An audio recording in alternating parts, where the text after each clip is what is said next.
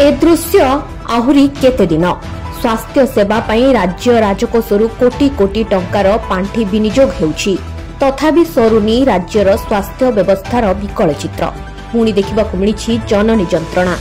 रास्ता समस्या जोगु गाँ को जाई पारिला नाही आंबुलांस फलरे गर्भवती महिला को गाँ लोके दोलारे बोही आणुतबा बेले अधा रास्तारे प्रसव कले महिला जनक।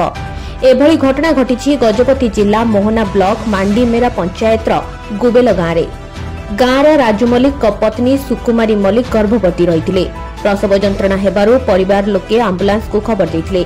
तेबे गाँ को रास्ता नथिबारु 5 किलोमीटर दूर रे आंबुलांस अटकी रहितिला। बाध्य होई गाँ लोके काठरे दोला करी गर्भवती महिला को बोही आनिबा बेले अधा रास्ता रे सुकुमारी एक पुत्र संतान को जन्म देथिले। एही समय रे सांगरे आसीथिबा महिला माने लुगारे घेरा कर रखिथिले। रास्ता रे आशाकर्मी मेरीमाछी सुकुमारी सुरक्षित प्रसव कराइबा सह आंबुलांस सहायता रे मां और नवजात शिशु को बिरिकोट मेडिकल रे भर्ती करथिले। सेपटे मां एवं नवजात सुस्थ थिबा कहिसंती डाक्टर प्रशांत साहू। ब्यूरो रिपोर्ट प्रयास न्यूज।